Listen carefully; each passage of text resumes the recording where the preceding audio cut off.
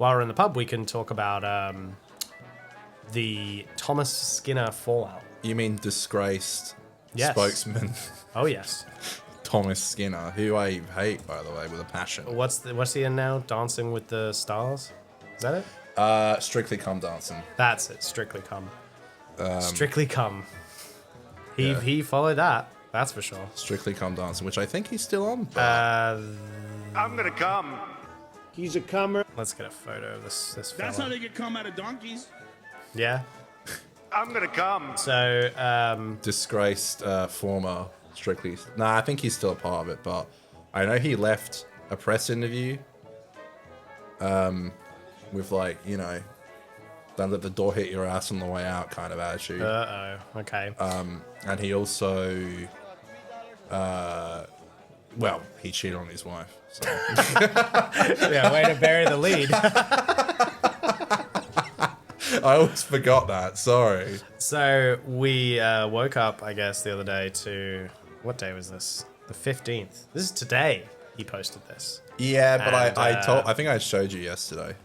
He tweets out, "My life ain't perfect, far from it. I've made big mistakes, I've let people down, and done things I'll always regret in my past." That's right.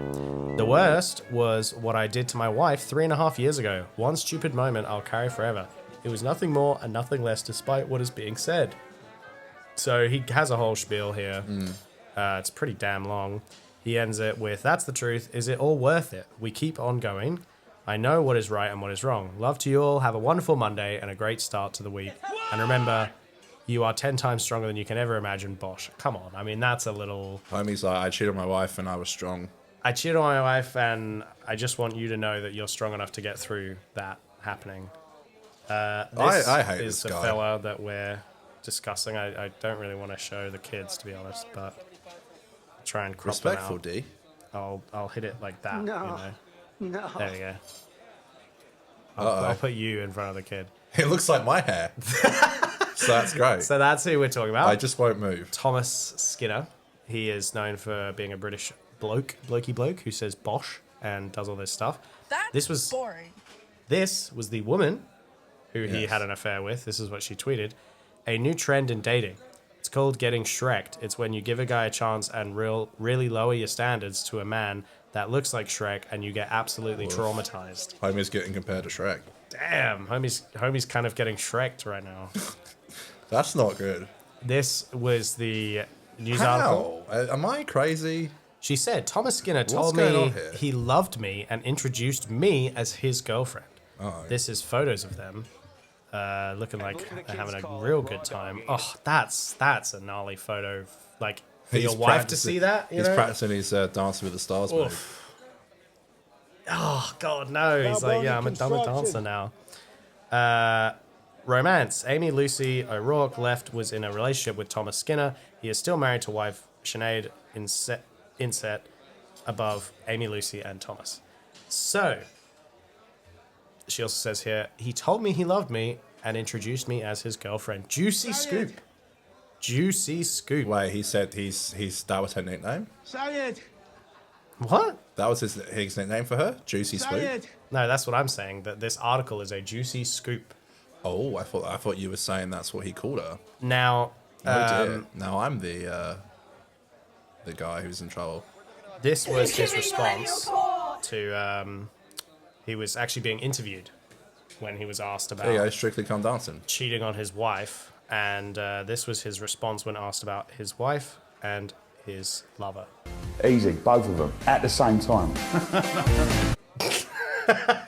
No, that is a bit of a goof. That is not his He's- actual response. This was his actual response. But yes, you can go ahead and make your comment. Well said. Sometimes I got nothing to say. I just don't like this guy. He just he pisses me off. $5.25. Okay, well, it's loading down here, so... Like a free bit of treatment of attractive women, I suppose. Seemed a nice person. They was a single mum. I was just trying to help promote their business. Yeah, you're so Made a big mistake selfless. of my- This was him being interviewed. Yeah, what a selfless man. his story was that apparently he said after the fact that the person who was interviewing him for this, I guess in the middle of the interview, he noticed that there were messages coming up on their phone that the Thomas Skinner story had come out. So he brought it up. That's what he says. That he said, hey, you know, is that going to be a story? And they said yes. So that's why he's addressing it like this. Yeah. My life, and I had a fling, I suppose. Like, it was nothing more than that. It was the one time. It was a mistake. You know, I woke up feeling absolutely terrible about it. My wife, since I met her, I changed my life around, and I let her down in that brief moment of madness where I weren't thinking, where I didn't appreciate what I had. I'm sorry. I'm sorry. I'm so sorry. I told my wife, you know, my wife's the best thing that ever happened to me. Listen, I know everyone goes, we've all made mistakes, but it was a mistake that I'm so lucky that she forgave me. So apparently she forgave him.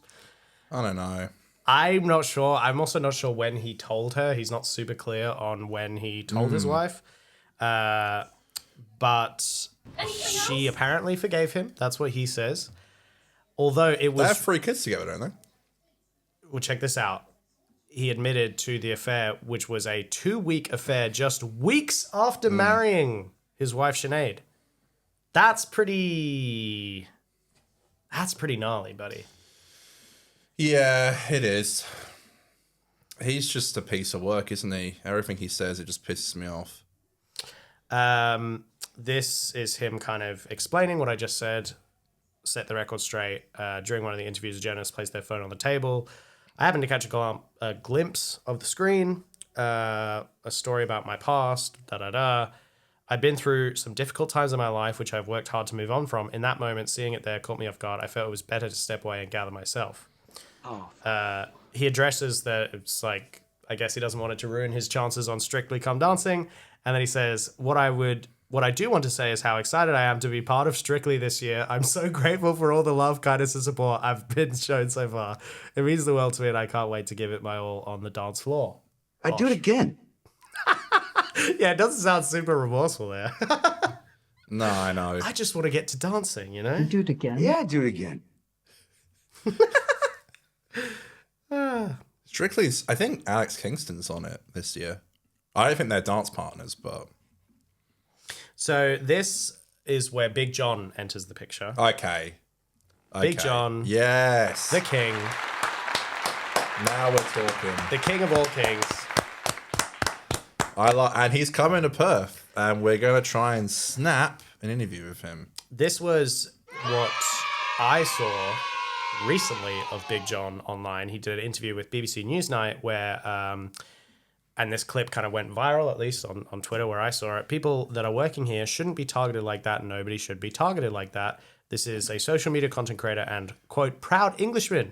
Well, they both say Bosch. John Fisher, aka Big John. And I've been trying to do a bit of research to see who said it first. And I'm pretty sure, don't quote me, Big John said it first. Do you think Bosch is John's thing and Thomas Skinner just swooped in and... Put it this way, I knew Big John saying it before Thomas Skinner. That's not to say that that's true. Right. But, no, it's okay, guys. I'm just saying... Controversial. I'm just saying what I know. Okay. Uh-huh. So this was Big John coming on the scene, or at least, getting a bit of a boost in the national conversation. Well, I sent you this clip, and I didn't know how you were going to react to it, actually. I think it's actually quite good. Let's watch the clip, and we'll react on the other side. I love my country. I'm a proud Englishman. And when you see the flags going up, I can see why people are doing it, because a lot of institutions around the country won't put up the flags. So people are sort of taking it amongst themselves. And it's normal people that are doing it. But every now and again, it blows over. You get the isolated incident, which isn't good, it is upsetting. So he's talking about British people putting up the British flag. Right? There's all this stuff going on in the UK right now and I'm not highly educated on it, but, it's apparently you can't be wearing the flag or fly it in your house or go to school wearing flags because it's disrespectful to other cultures. Yeah. Okay. Yes. So it's seen as a... people are trying to like a threat or like a... You know, So people are trying to challenge that and put up the flag. which is what he's addressing. Yeah. Okay. So did you see a picture of a Chinese takeaway in York saying, go home? Yeah, I saw that online, and I think the lady had been running it for 15 years. She's lived here, she's worked hard, and I'm associated with Chinese takeaways. But Legend. I would have felt the same whether it had been an Indian, Caribbean. I love that line. We just got to play that back. She's lived here, she's worked hard, and I'm associated with Chinese takeaways. But Wait, but by the way, I actually do really appreciate that he said, like, she's worked hard, because I think it's very easy to look at other people's jobs and just be like, oh, you've got it easy and I've got it hard. Absolutely, You know? yeah. So it is good. I mean, working in kitchens is, I think, one of the most stressful jobs that you can, particularly when you're running your own business. Everyone's trying to live and make a living. Like, it's no one's got it easy, you know. Yeah. I would have felt the same whether it had been an Indian, Caribbean, Mexican, Greek, Turkish. You know, people that are working here shouldn't be targeted like that. No one should be targeted like that. And it just sort of hit a nerve. And I'm going up to York in a couple of weeks. I'm going to go into the takeaway and give them a bit of custom. Bless him. Good lad. I mean, actually just a is very awesome. nice person. No, you know, it's really well said. And I think it echoes a lot about, you know, there's nothing wrong with being proud of where you're from and stuff. And I think you have to ask a smarter man than me the solution to all these issues. But, you know, I think he nailed it with that. So he has been, I guess, coming for Thomas Skinner, or maybe playing on his demise a little bit. Do not come. This was somewhat recently, and I guess people were pointing this out as a way that Big John is a contrast to Tom Skinner, who really does embrace a lot of these more reactionary... Yes, he's a very big, and spokesperson for them. Yeah, and Tom Skinner seems to want to jump on the bandwagon. Oh, even to the point, by the way, that just to give context, he did get a comment from JD Vance a couple of months ago. Wait, what? Really? This was in July. He said, I've had abuse hurled at me all day from faceless accounts. I think that he went to an event where JD Vance was there, Right. and then JD responded. No, they met up. They had drinks together. That's right. It That's was a right. party and they were there That together. was a few weeks ago. That was just a few weeks ago. Yeah, they met up. JD says, hang in there, my friend. Remember that 90% of people attacking your family look like this. So... Oh, the worker of bless you, Thank you. the guy who works at Blizzard. JD's trying to be like, you know, I'm cool with South Park like that, you know. So Big John responds, or this puts himself in contrast against Thomas Skinner. This was a couple of weeks ago. England flags up and hate anyone that isn't white. Check out my latest post with BBC's Newsnight, mate. Educate yourself before typing. I'm sorry, but these type of comments make me sick. He made the comment on my post in Cornwall having a pint of Doom Bar. I'm accused by the far-right people of not being patriotic enough, and then this chap accuses me of being racist. I'm not a racist or far-right. I'm a normal English bloke who loves England, loves Great Britain, respects all the different backgrounds that live in our country and make us great. Sky Rise Productions, please do your homework on someone before. Commenting no bosh. Yeah, the no bosh. Yeah, no bosh. That actually, yeah, that's so true. You know, it's like, you know, they say that Australia really is just the most like multicultural place that you can kind of live. And, you know, no one really, of course, wherever you go, people are going to get pissed off about like foreigners and stuff. But I'm a foreigner. You're a foreigner. You know, I'm from England. I wasn't born here. And like we said, I call this place home. Like we said at the top of the show, you all got to coexist, you know, and just get along. So the shade towards Thank you, Dan. Thomas Skinner continues. Big John taking a big old pop at Skinner. Bosh. This is Big John and his lovely wife. He says, it's been great here in Las Vegas, but as always, can't wait to get home to my wife, Charlotte, the cornerstone of our life and the person I can't wait to see. You are not a worthy man unless you love and respect your wife and I know how lucky I am. Charlotte, be home soon. Bosh. What a legend. Well done. That does deserve an applause. So if there ever was a, you know, nail in the coffin of where Big John stands on Mr. Thomas Skinner, homie loves his wife. Happy wife, happy life. That's a W for me. Like, that's kind of all the... I mean, he was unfaithful, and... If you needed any more proof that our boy Big John is a good fella, look no further than the fact that not only this year, but for 2 years running now, 2 years in a row, John Fisher, aka Big John, attends the BGC Group Charity Day on behalf of Haven House and St. Francis Hospice, raising millions for good causes in memory of BCG's colleagues lost on 9/11. Amazing. So 2024 and 2025, you can see him helping a good cause.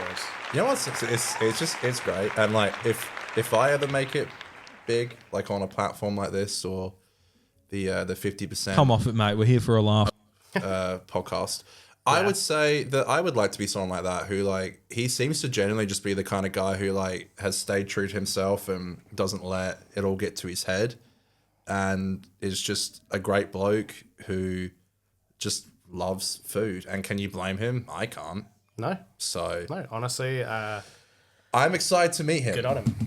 It's funny, he's doing like, it's so weird, like, I don't know why Perth is so special, but like, he's just coming to Perth, I think, in Australia. I don't know if it's just, sometimes people come to Perth because it's like, it's closer to Asian countries normally. Right, it's a better deal airport-wise, maybe. I don't Yeah, know. so he's doing some event and we'll go, and I think you can get a photo of him and go, bosh. And we'll try, I've been pitching to Dan, I've been trying to think of maybe trying to get in touch with, we'll probably clip this and we can send him it and be like, we're fans and we would love to have you on.